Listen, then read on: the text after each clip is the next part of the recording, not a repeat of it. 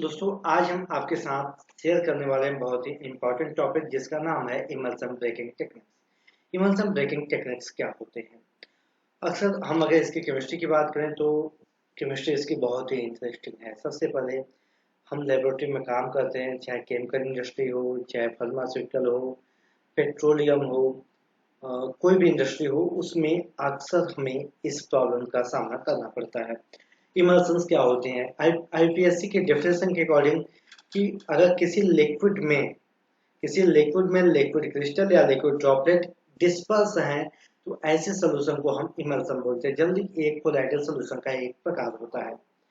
Colloidal solution का ही एक प्रकार होता है। अगर हम साइज की बात करें तो इमल्सन का जो साइज होता है एक कोलाइडल सोल्यूशन के साइज से भी ज्यादा होता है। जैसा कि आप जानते हो, कोलाइडल सोल्यूशन का जो साइज होता है वो 1 नैनोमीटर से लेकर 1 माइक्रोन तक होता है, जबकि इमल्सन का साइज पॉइंट 1 माइक्रोन से लेके 100 माइक्रोन तक इसकी साइज होती है। तो इमल्सन बहुत ही इंपॉर्टेंट है हमें समझने के लिए।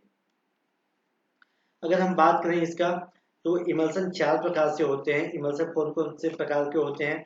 देखिए, ये डिपेंड करता है कि किस प्रकार का इमल्सन बना हुआ है। अगर ओ का मतलब ऑयल फेस से नहीं है, यहाँ पर हम इसको ऑर्गेनिक से समझेंगे, ऑर्गेनिक सॉल्वेंट से समझेंगे। ये एक्चुअली मैंने पेट्रोलियम के पर्पज से लिखा।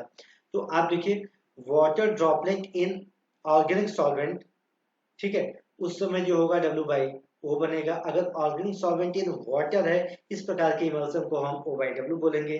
अगर ऐसा होता है कि ड्रॉपलेट के अंदर ड्रॉपलेट के अंदर ड्रॉपलेट बना हुआ है, यानी कि वाटर मॉलिक्यूल का ड्रॉपलेट इन ऑर्गेनिक सॉल्वेंट के ड्रॉपलेट में, और ओवरऑल जो फेज है अगर वो वाटर है तो उसको W by O by W बोलते हैं। इसी प्रकार से ऑर्गेनिक सॉल्वेंट के लिए है।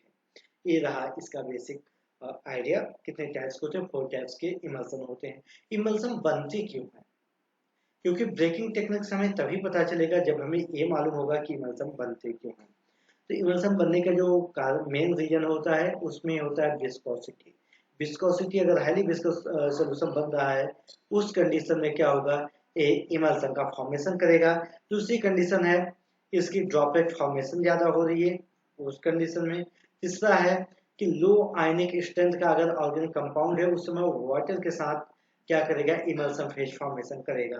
सेम ऐसे ही स्पेरेंगली सॉल्युबल कोई भी कंपाउंड है वाटर के साथ, वो भी क्या करेगा? इमल्सन बनाएगा। ठीक है, ये मेन मेन रीजन है। क्या क्या हुआ? विस्कोसिटी, ड्रॉपलेट, तीसरा इसके फॉर्मेशन में अगर हम बात करें तो लो आयनिक स्ट्रेंथ कंपाउंड, चौथा हो गया स्पेरेंगली सॉल्युबल कंपाउंड। अगर हम इमल्सन ब्रेकिंग टेक्निक्स की बात करें तो इमल्सन ब्रेकिंग टेक्निक्स ढेर सारे हैं।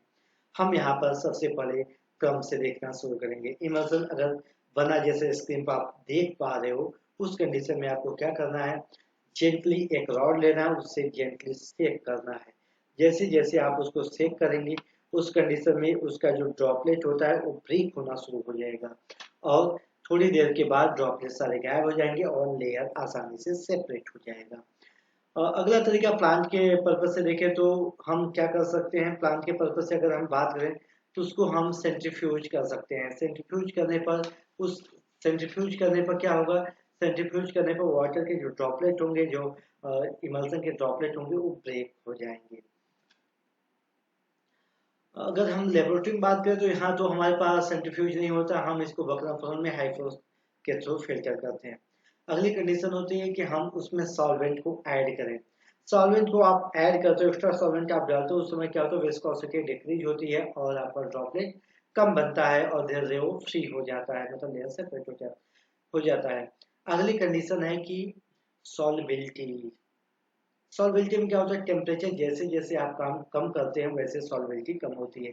जो स्पेरेंगली सॉल्युबल सॉल्वेंट है वाटर के साथ या ऑर्गेनिक के साथ, तो जो स्पेरेंगली सॉल्युबल कंपाउंड है, जैसे टेम्परेचर कम होता है तो वे इनसॉल्युबल जैसा बिहेव करते हैं, और जिसकी वजह से हमारा लेयर सेपरेशन आसानी से हो जाता है। अगली कंडीशन है सॉल्ट का एडिशन हम कर सकते हैं। जैसे कि जल्दी ये ज्यादातर लेयर सेपरेशन में ब्राइन वाश हम देते ही है। आप NaCl का सैचुरेटेड सोल्यूशन बना लीजिए जिसको ब्राइन सोल्यूशन बोलते हैं। ब्राइन सोल्यूशन आप स्लोली ऐड कीजिए। जैसे जैसे आप ऐड करते हो उस कंडीशन में क्या होता है?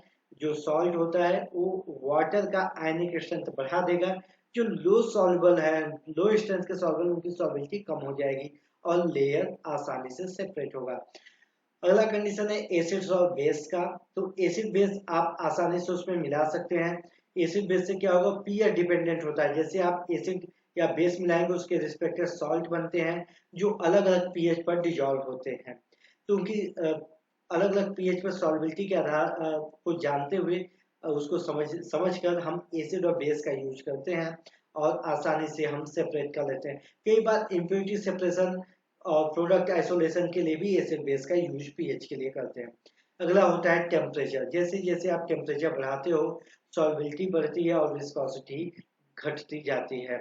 उस कंडीशन में क्या होता है, उस कंडीशन में जो जिसमें ज्यादा सॉल्युबल है वो उसमें सॉल्युबल हो जाएगा। ऑर्गेनिक में सॉल्युबल होना है कंपाउंड को तो ऑर्गेनिक में होगा, इनऑर्गेनिक में यानी पानी में होना होगा तो पानी में हो जाएगा।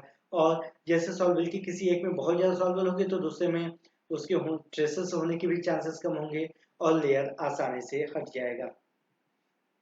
तो दोस्तों ये रहा हमारा बहुत ही बेसिक आइडिया लेयर सेपरेशन के बारे में। अब हम आपको एक चीज इंपॉर्टेंट चीज बता रहे हैं। इसमें से कभी कभी ऐसा होगा कि जो मैंने 7 आपको फैक्टर्स बताए, 7 अलग अलग प्रकार के टेक्निक्स बताए, जरूर नहीं कि कोई एक टेक्निक्स ही पर्टिकुलर के लिए अप्लाई होगा। कई बार एक से अधिक टेक्निक्स भी आप अप्लाई कर सकते हो। जैसे कि किसी रिएक्शन में आप हीटिंग देकर पीएच कंट्रोल करके उसका सेपरेशन कर सकते हो। किसी में ऐसा होगा कूलिंग करके उसको एसिड बेस करके उसका सेपरेशन कर सकते हो। कई बार ऐसा होता है केवल कूलिंग करके, किसी बार केवल हीटिंग करके, कई बार होता है हीटिंग कूलिंग पीएच के साथ साथ उसमें एक्स्ट्रा आपको ऑर्गेनिक सॉल्वेंट भी डालना पड़ सकता है। तो एक एक से अधिक टेक्निक्स अगर हम अप्लाई करेंगे तो हमें बेटर रिजल्ट मिलेगा। तो मुझे उम्मीद है आपको लेबोरेटरी में होने वाले इस तरीके के प्रॉब्लम के लिए बहुत ही बेहतरीन तरीके से आपको समझ में आया होगा हमारा ये प्रयास।